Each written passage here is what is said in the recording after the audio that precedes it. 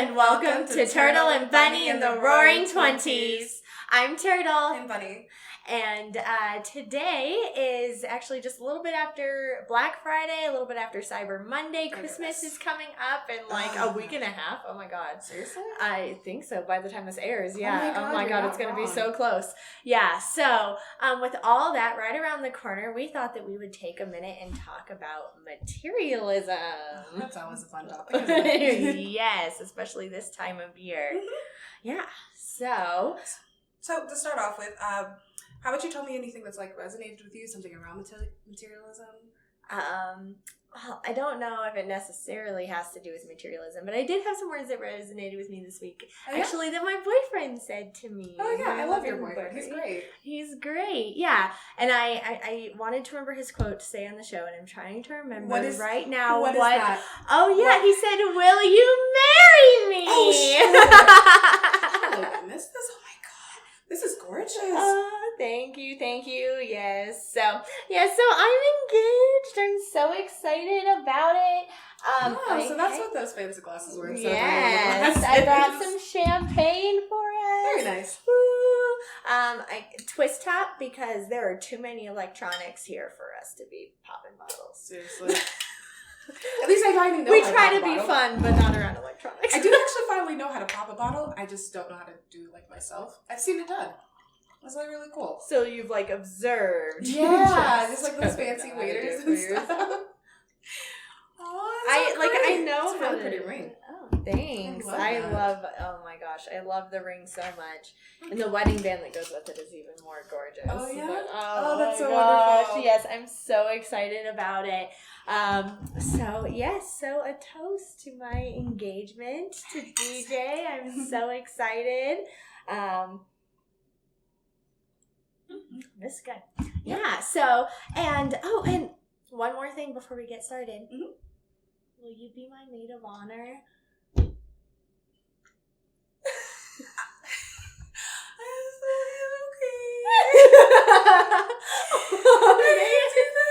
could totally do that. Help me, gross. No, one more time. Yes. Okay, good, because I can't do this without you. You'll be fine. DJ's already saying I'm going to be a bridezilla. Oh, I know that, but you'll be fine. I know. This is a discontinued ring. Really? We literally had to contact the manufacturer and have one specially made because it's discontinued. Oh my God, you will be a bridezilla. I'll keep you in check. It's fine. It's totally fine. Yep, that's what I've got her for.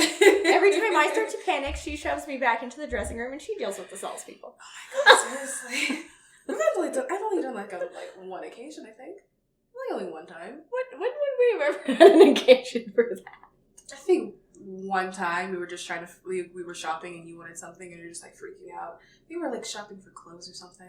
That sounds right. Yeah. I mean, you and I do love shopping together. Yeah. It's one of our favorite things. Mm-hmm. So I guess, would you consider yourself to be pretty materialistic? Definitely. Oh yeah, for sure. I think I might be just a little bit. The official definition for materialism is a tendency to consider material possessions and physical comfort as more important than spiritual values. In that official sense, I can't really say yes, but I definitely am the kind of person who enjoys stuff not only for like having it, but also for the aesthetic purposes as well. You know what I mean? Yeah. Well, and I would say I feel like I don't say I would place material items above spiritual values, but I do feel like I do get spiritual experiences out of some of the items that I own. I definitely get a spiritual experience from shopping. So. Oh my gosh! Yes, retail therapy. I always love that. It is the season for retail therapy with sales and everything going on. I just found out today that photographers do Black Friday sales on engagement photos. What? I just found that out today, and I'm that's a thing. Did you book? The one that I saw the ad for, I wasn't a huge fan of her style. It was gorgeous, but it was all about like high contrast and like really dark, and that's not my style. I want bright popping colors and like dreamy overexposed like fairy tale photos. Okay. So she was a beautiful photographer, but she just wasn't my style. Yeah. But now I'm like, ooh, I'm gonna go home after we're done and try to see if I can find another photographer that's offering really a Black cool. Friday sale. So, yeah, but sales make it so tempting to go shopping all the time. My cue was like, I was thinking of going to Hot Topic and getting one of those lounge fly bags. They're so, I know. Yeah. They're so cute. I'm just like, I have better things to do. Trying to save it for my trip to visit my parents and all that. So yeah, it does make it a little bit harder because it's Black Friday and then Cyber Monday is gonna be right around the corner, and I'm just like, yeah. Well, and like on the other hand, like DJ wants to get all of our Christmas shopping out of the way so that he just knows what the total is on the credit card. He's like, I just want to know what the credit card's at so we can start paying it off. I think that's smart. I think your boyfriend really has something going on. Yeah, like he's not wrong about that. Fiance, your fiance. Oh, that's gonna be so my gosh, I'm not used to saying it yet. You guys are gonna have like a long engagement or a short engagement? I think we would like to have a short engagement, but I think realistically with like the move to California coming up and then, getting settled out there and then just generalized wedding planning, I'm thinking it'll be at least a year. Okay. He says he would really like to get married on our anniversary, which I am totally open to because we're going to have a beach wedding, so it'll be warm in November. So, that'll be fine. But yeah, we'll have to figure all that out. So I think it'll probably be like a year to a year and a half. Okay. Like, that's not a bad engagement period. Yeah, especially when we've been dating for 6 years. Yeah. So that's like nothing. Yeah. It's nothing. My engagement period was, I think, 4 months. Actually, not But even. how long did you date beforehand? Before my ex-husband, we dated for like a year. Yeah, before we actually got together. It was like your engagement period was proportionate to your relationship length. Yeah, when you put it that way, I don't feel as bad about it because it was like it was engagement in April and then married in July. Okay. Yeah. So like sidetrack. Did you know that he was going to engage? Like, did you have any inkling that he was going to propose to you? Absolutely not. So, oh my gosh, I did not. So my ex-husband. Hopefully he'll never see this. I've told this story to his face plenty of times. Like, he's been around. Anyway, so I remember specifically when he proposed. Apparently he had the ring on him for like a month or so. Oh gosh. I was so glad he did not propose to me at the military ball. That would have drove me up a freaking wall. You didn't want to be proposed in public? No. Oh. It's my moment. Why the fuck would I want to share that with anybody? Oh gosh, you're like the exact opposite of me. Keep going. Oh, see. But so I specifically remember we had just got done arguing about something stupid. And it was a cute argument. Like, and then I was in his boxers and in one of my t-shirts. And I went to like his computer desk and I was just like searching men's rings because, I was just like, well, I'll eventually get married. I just want to see what rings are out there.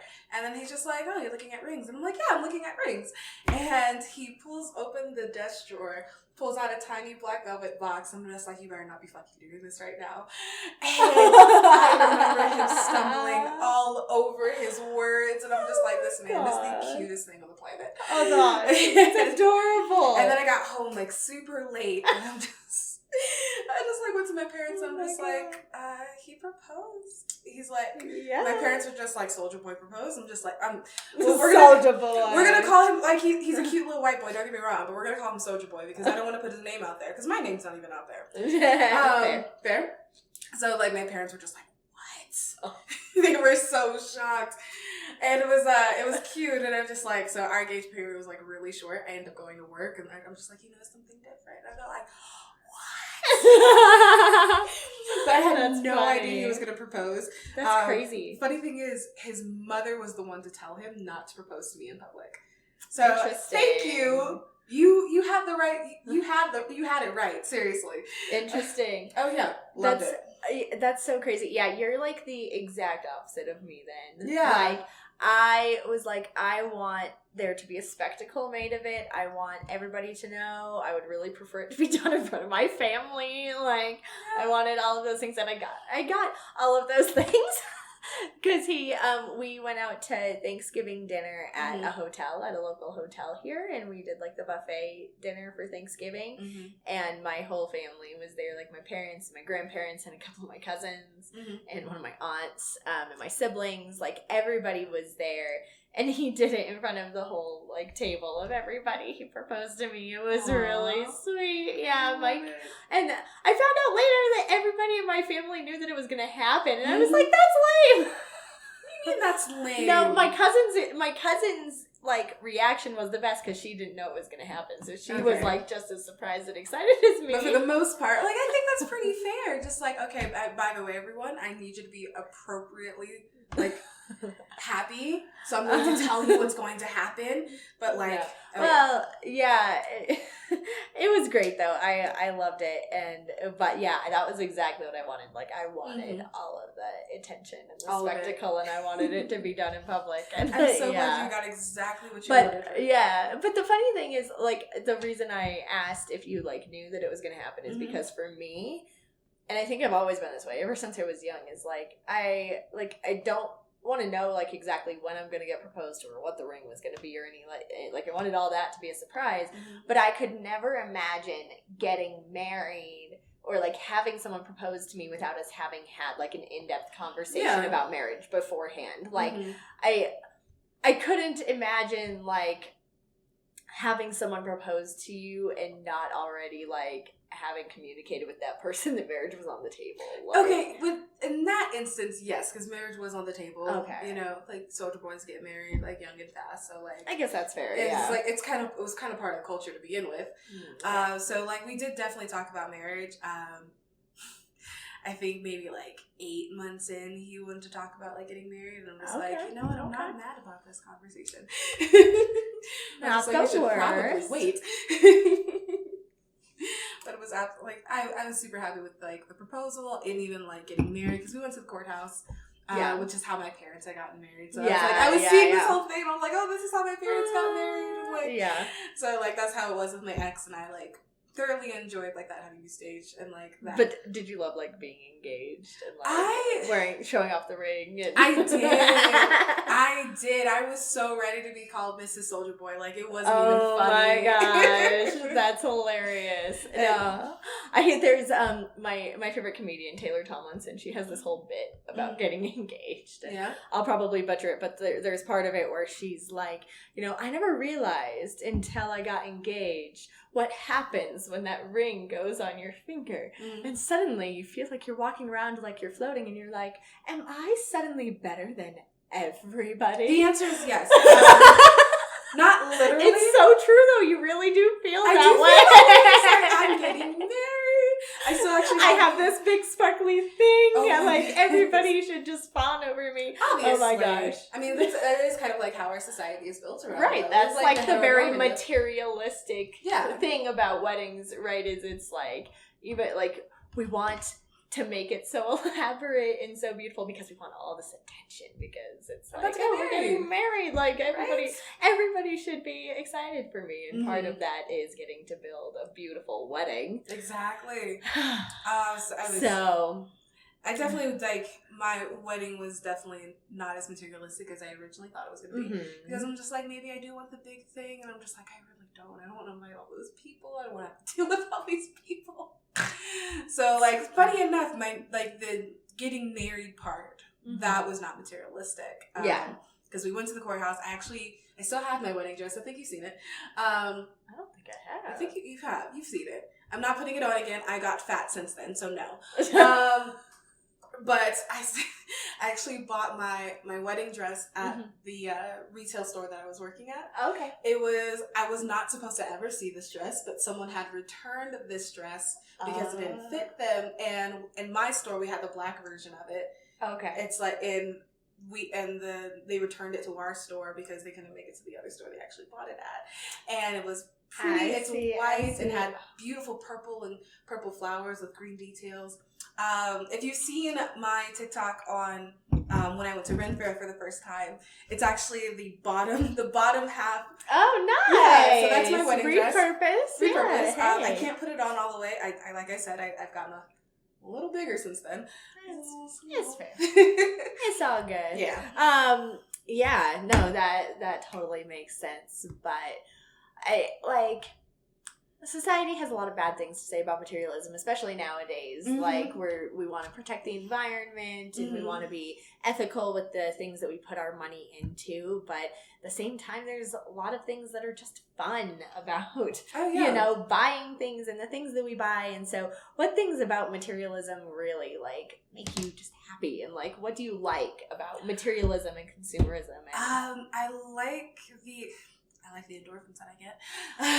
Very true. Like, it's a huge endorphin high, and I think it's important to acknowledge that and be like, sometimes there's nothing wrong with that. Yeah, especially if I'm supporting small businesses. There's a lot of that here in the town that we live in, and we go up to Denver often enough. Right.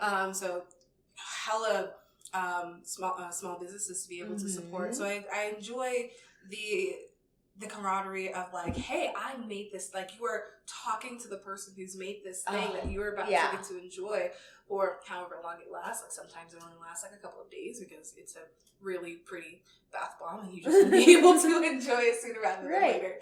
And other times it's like, hey, I made this thing, these glasses that you're going to be able to enjoy for, hopefully pass down to your kids. And like, I love being able to communicate with the people who've made those things. Right, and I guess that's part of where materialism becomes a spiritual thing, is because we're having that human interaction. We're sharing that intimate human moment that we wouldn't have otherwise shared if it weren't for that product that they were giving us and that we enjoy and all of that.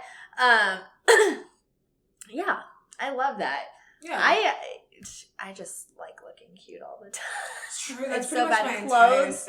Oh my gosh. Yes. I'm like, it doesn't, I feel like I do like a lot of different styles. Like, I'll do different like eras and different styles and stuff like that. But I'm always like, I just want to be cute and really colorful. Pretty much. But clothes are definitely my biggest like materialistic. Right now it's the accessories for me. I'm definitely enjoying accessories. Definitely gotten into antlers and bunny ears. I just saw the new bunny ears that I want on Etsy. And oh my goodness, I'm just like, I cannot wait to buy these. There's going to be like my personal Christmas gift to myself. Well, I need a Christmas list from you too, so. You can give me these bunny ears. Send me a link. We'll eventually put an Amazon wish list or something. Oh my gosh, yes. We'll be right back, but first, let's stop for a sip. Super sweet. I really like this wine. Yeah, I really like this. It's better than the Moscatos I usually get. $5 more gets you much sweeter wine. But I usually get like $10 to $12 bottles of wine, and this time I had $17 on me, so this one was like $16. And I wanted to, like, because I like this Roscato brand. I like their sweet red. And so I was looking at the champagnes, and I wasn't happy with any of the champagnes they had. So then I saw this one in the Moscatos, and I was like, ooh, I really like that brand, and I'm going to try it out. And then I turned over the bottle, and I was like, oh, it's 11%. I'm definitely going to try that out. Yeah, that's going to be just great. But yeah, it's just funny to me. It's like I usually buy like $10 to $12 bottles of wine, buy a $17 bottle of wine, and it's like way sweeter and tastes way less like alcohol. $5 difference. See, when it comes to like alcohol, usually my limit for wines is $20. Yeah, I don't want to spend more than $20 on a bottle of wine right now. I'll spend like $20 on like a box of wine. Yeah, because I know it'll last me like a while. But no, that's like millennial problems right here. It's like, oh, this is part of growing up. The realization that $5 more gets you much better wine. Yes, love it. Now back to our podcast. Yeah, at the same time, there's a lot of downsides to materialism, right? Late stage capitalism will do that. Yeah, exactly. And especially because, like, at our age, we're struggling to make money all the time. And sometimes, especially with social media or friend circles, there's a lot of expectations. And sometimes even family for you to look a certain way or be at a certain financial level or this or that. And materialism can play into that a lot too, because what we have tends to make a lot of the impression of what people think of us, right? Yeah. And well, good thing is for people around this time of year where their love language is gift giving.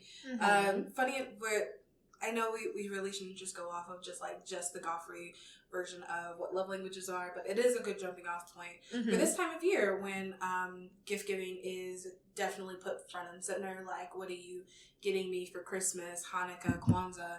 Right. Kwanzaa isn't like the most, and then there's Three Kings, and there's and then there's Yule, and there's a lot of the exchanging and receiving around this time of year, and it definitely put like in your face, be like, how do I make this like something that they will value or cherish, or and also just the how do I give anything at all, depending on your financial situation. And that can be really tough because this time of year brings out, this need to find a materialistic representation of the value of our relationships. Oh, I love how you put that, because there's the idea of like, oh, I got you a hat and scarf, and I'm like, oh, you got me a hat and scarf, and then other people are like, oh my god, thank you, I've been looking for a hat and scarf, you've really listened to me, I really appreciate it. Right. And sometimes it's not the value of the item, sometimes it's the value of the need of the item or the desire for the item. And it's, and there's also a lot of pressure if it's like you hope that someone will react a certain way and then they don't react a certain way to that gift. If it was really meaningful to you and it isn't quite as meaningful to them.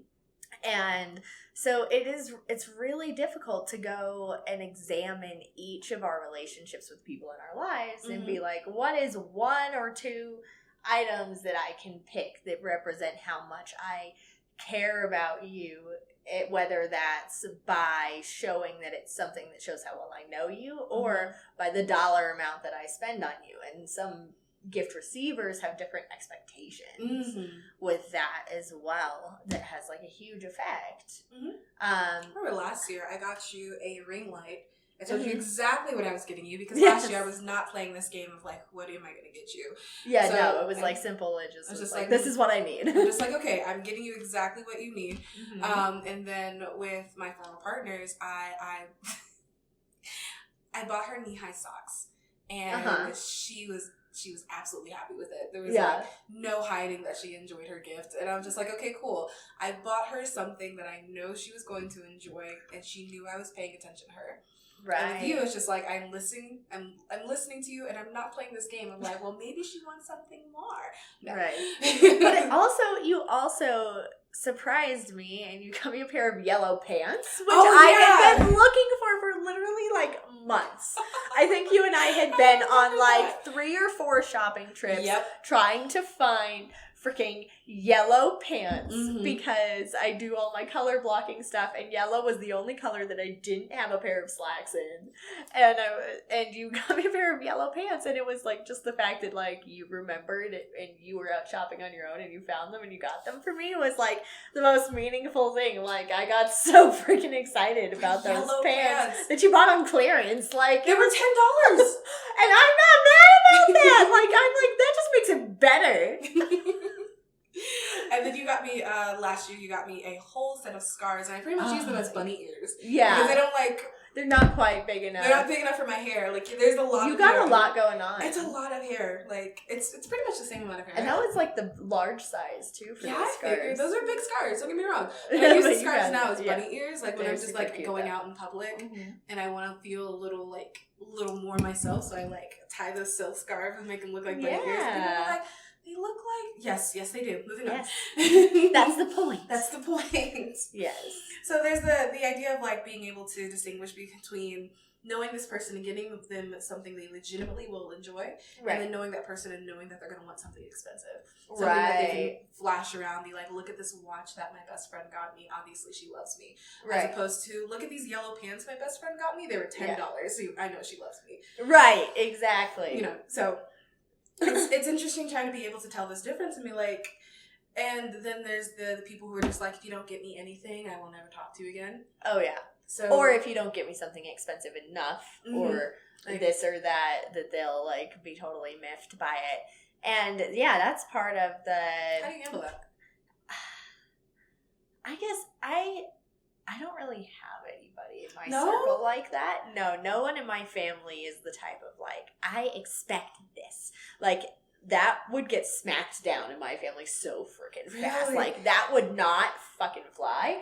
I am probably the prissiest person in my entire family. Like, my entire extended family, like, anybody in my parents' generation or my generation, like, all the grandkids and cousins, everybody.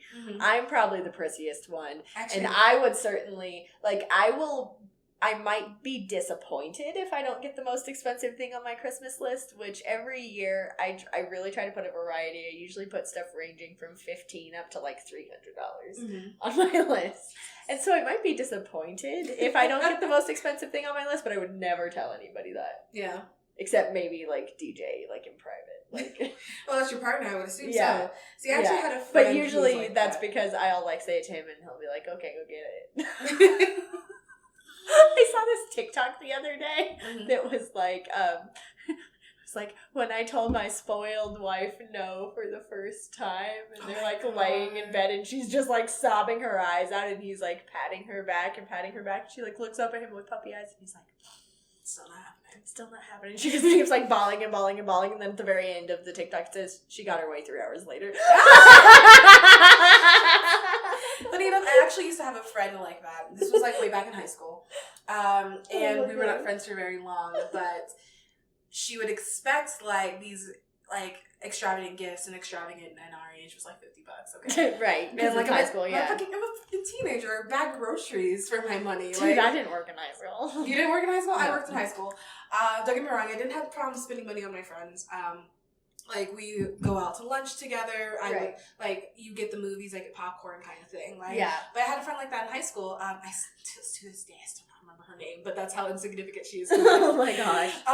And the issue was like, well, why don't you just get me, like, the expensive appetizer? And I'm just like, we are just here to get lunch. Right. Like, just lunch. I'm not playing this game with you where it's just like, we work the same job. Like, come on now. You know how much. Right. Like, if you are here asking me to spend this money on you, that means that you know I don't got it either. Like, right? Bitch, we have the same goddamn job. Please. So, like, we didn't go to the same school, so that was one good thing. But we had the Okay. same job. Like, I'm just like, are you... Okay, cool. And I don't remember her name. So if you're seeing this, I'm probably talking about you, but it's okay. But it's okay. That reminds me. How I managed it at the time was just like setting realistic expectations about how we were going to be like setting your boundaries of like, this is what I'm capable of. Exactly. Yeah. So it's, I mean, with that, in that particular instance, we were younger and there was like no extenuating circumstances where I'm like, oh, I'm living with this person, I have to live up to their expectations kind of thing. But like younger was easier, and now as an adult, that's one benefit of like having my own space. Be like, okay, I know that if I don't live up to this person's expectations, I can distance myself and be able to come back and discuss what exactly those expectations are, right? And see if we can reevaluate to really fit the relationship in question. Yeah. So, like, in our household, because, you know, I live in a big household. We live with DJ and his sister and his stepdaughter and her ex, and also DJ's nephew. So we have a lot of people in our house. And then I also have to shop for, like, my family, my parents, and my siblings and stuff like that.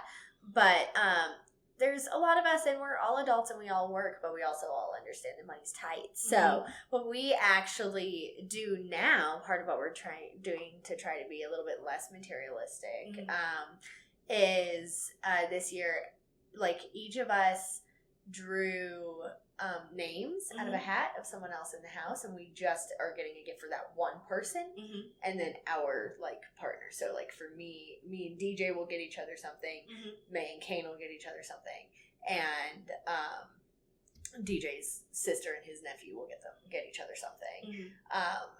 But then other than that, we each have one Secret Santa in the house that we're getting something for. And we have a $50 limit, but that's something that we all set as a group. Like, this is what we can afford. Because we had talked about it being a little bit lower, and then we came back and we're like, no, we all think we can afford a little bit more, so we'll go ahead and make it a little bit higher. But it's like we all set that expectation, so nobody's disappointed. It's like you're going to get 2 gifts. One from your closest person in the house, because it's only a significant other for me and DJ. Okay. So one from your closest person in the house and one from your Secret Santa. But you know that it's going to be like up to $50, which is a pretty decent gift, you know? And so, but since we have that expectation, then nobody's like disappointed when it comes to that day. And it makes it a lot easier to not have to stress so much about getting gifts for everybody. And sometimes it's even stressful, like, it's funny, it seems like you want stuff all year long, and then when someone asks you for a Christmas list, you can't think of a single freaking thing you want. Yeah. Get that? Like, that is the truth. And so sometimes it's even stressful just trying to come up with things to request from your family and stuff like that. Like, that's been stressful for me in the past, just trying to come up with a Christmas list. Which, one of just, like, also, I guess that's one of the other toxic sides to consumerism and materialism, is it makes you feel like you need to buy more. And you need to have more things. And then the need to have more things makes us want to buy them cheaper. And so then we buy them from these big, massive chains. And then they break all the time, so then we buy them again. But then we're giving these massive chains even more of our money. As opposed to, you know, spending a little bit more money to get the thing that's going to last a little bit longer. Right. But there's wanting to keep everything within our budget. And never actually, like, stopping to think, like, okay, maybe if I just hold off buying this thing, or be like, hey, I really want to get you this for our anniversary or for Christmas, but if you could wait just one more week till I get my Christmas pay, then I can get it for you. Right. And I can actually get you something that is going to more last quality. You. Yeah. Right. And also maybe that comes from a company that aligns more with our values. Right? Because that's one of the really hard things in the 21st century, also with anything that we consume at all, is trying to buy from ethical sources, especially as the world changes and we start to learn more and more about these big companies and how they treat their employees, how they process their goods. And so there's a lot of focus for our generation on not only what are you buying and how much of it are you buying, but where are you buying it from? And that's like this whole new phenomenon of trying to buy ethically. And so sometimes when we spend a little bit more money and if we can wait a little bit and spend a little bit more money, we'll get maybe a product that'll last us a little bit longer, and we might be contributing to a company that promotes values that we want to promote. But it's also tough to make that decision. We can't always afford to make we can't those types of ethical buying decisions. So we just can't afford to put it off another week until we get paid. We're like, hey, I need this right now. And that means, you know, sometimes, like, my car broke down. Instead of, like, waiting one more week so I could, sugar honey iced tea, I totally spaced. So let's say, for example, my car broke down. Instead of waiting one more week to actually go to the dealer, the local car place, and with the guy who's been in business for 15 years and you know him and you like him. And then it's like, okay, I really can't. I can't wait one more week until I get paid, so I can have, like, pay a little bit more to pay that local guy. I have to go to the dealership and have them do it for me because I have to get to work. And that's an example. Or he is backed up in his schedule and you can't wait for him to have time to work on your vehicle or this or that. And that's the tough thing too. And but also the hope is that the more that we support and promote small businesses like that, the more of them will pop up and prosper. If we shift just a little bit of our spending to trying to make sure that those businesses prosper. And everybody's so worried about these big businesses. These box companies. Yeah, big box companies. Taking business away from them and having them suffer and having it affect our economy. And the truth is that it will, and that it will have some effect, but the security blanket to that is to invest in your local area.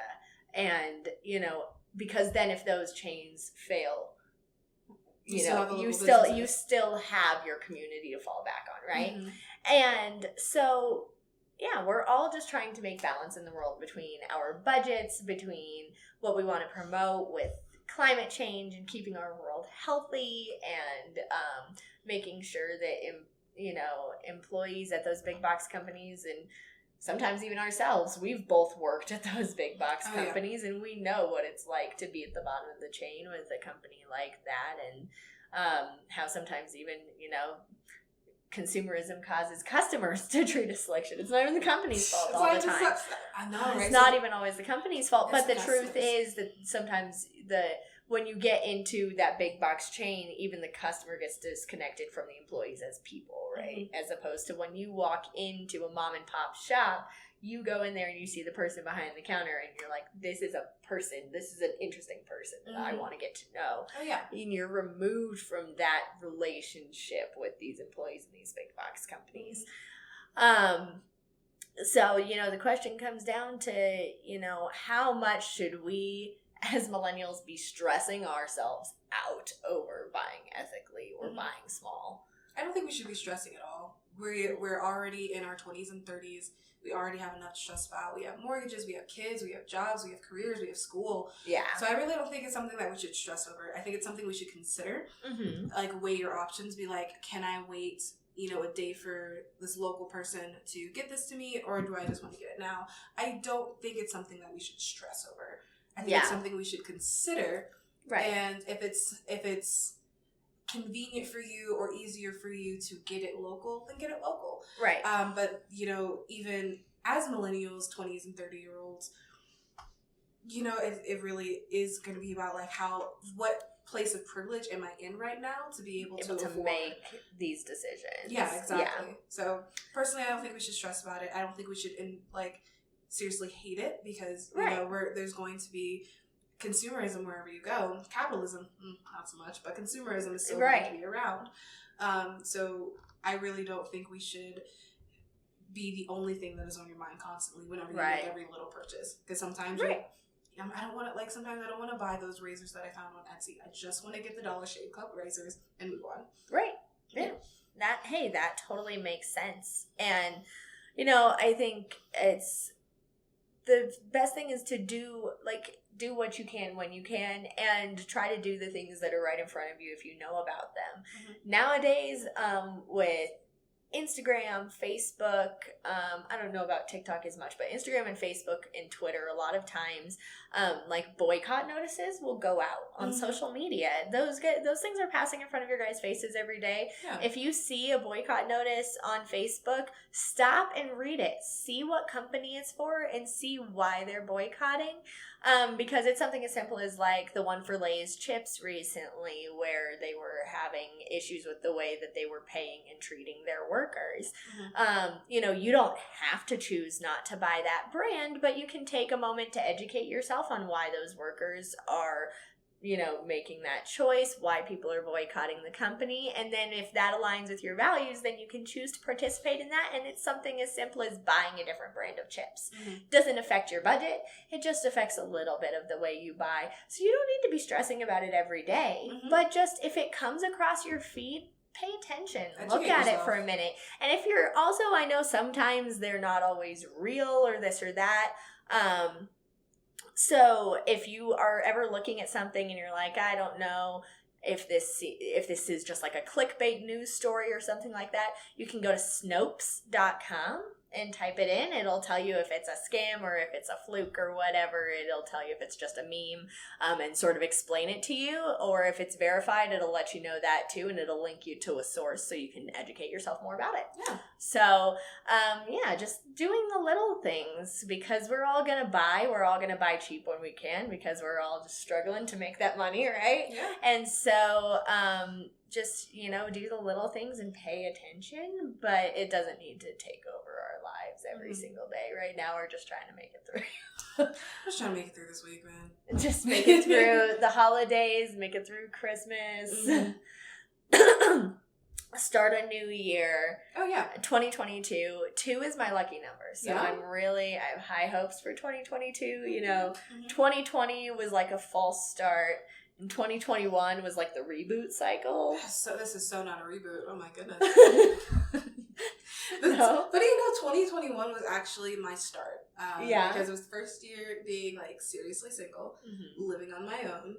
I have to make these buying decisions on my own because like I used to just have a partner who would pretty much do most of it for me, realistically. And it's this year was a start for me, so I'm hoping 2022 is just like, okay, I've got my feet on the ground, now let me start running, because like exactly. That's what I'm hoping for too. I'm moving to California, hoping to hit the ground running out there, and so it's like 2022 is the year to like just take advantage of everything, I hope. Well, so. I'm definitely looking forward to that adventure for you. Yes, me too. And I'm looking forward to what adventures are to come for you. And so much. But first we've got to just make it through the holidays. Just make it through the holidays. So, leave you guys with this reminder. No matter what is going on for you these holidays, who you have to buy for, who you're expecting gifts from, stay humble and set your boundaries. Don't expect more from other people than you're willing to give to them, and don't expect from other people more than they can offer you, because that'll just disappoint you. So stay humble, be grateful for anything that's given to you, and if you're having a hard time buying for the people around you this year, be honest with them, set your boundaries and take care of yourself, and remember that most of the time, the best gift that you can give to people is just your presence and a little bit of your time and attention. That's certainly all we would like is, a few minutes of your attention. So if you want to leave a comment here about how you feel about materialism or consumerism, or just tell us what you want for Christmas this year. I want to hear what everybody's looking forward to. In this new technological age, if you want to drop links to cool shit that we don't know exists, that'd be super fun. Oh yeah. So especially drop their local businesses. Absolutely. Businesses. If it's Etsy or it's local, show us. Or if you just want to drop pictures of the local stuff that you've bought this year, send us your Christmas list. Send us your Christmas hauls. We'll love to see all of it. So happy holidays, guys. You guys stay safe out there. And you can find us on social media. You can find me on TikTok and Instagram at CaitlinSayersSays. I'll put the spelling in the description down below, but you can follow me on both TikTok and Instagram. I post about the podcast. I'll be posting engagement photos on there, and then I also am doing my workout journey and daily pick-me-ups on TikTok to tell you how awesome you are. So, follow me on there for that. And where can we find you, Bunny? I'm mostly on TikTok. I am BunnyGirl9621 on TikTok, and on Instagram I am Bunny_girl9621. We'll put it below. Yep. But I'm mostly on TikTok. That's where you get the most engagement from me. But hopefully we'll see you guys, and hope you have a wonderful holiday. Yes. Oh, and follow the podcast on TikTok, Instagram, and YouTube under Turtle Bunny 20s. It's Turtle Bunny 20s. Make sure to follow us on Instagram for the full episodes, or subscribe on YouTube, and follow our TikTok. And make sure you're following Instagram and TikTok both, because we have exclusive clips on both of them that you can't get anywhere else. So make sure you're following us on all of those socials, and we'll keep you guys laughing and educated through the holidays. And if you need any help, make sure to reach out. I think we will have one more episode before Christmas, but other than that, I hope you guys have a great holidays. I hope you guys get everything that you're wishing for, and have a happy, lucky new year. Oops. Did my package come? Excuse me, I burped. I farted. You burped out your butt. Burped out my butt. I want to see if it was delivered. Hold on. Okay. Yeah, so I hope you guys have a really... hold on. Just do it. So, stop. I'm trying to get a clean cut. You're pain. Okay, anyway. If you're you're loving what you're hearing, go ahead and hit that like button and subscribe to us on YouTube. You can subscribe on YouTube or follow us on TikTok and Instagram at the handle TurtleBunny20s. And if you're looking for even more fun, great content, check out our personal profiles on both TikTok and Instagram at the handles listed on the screen.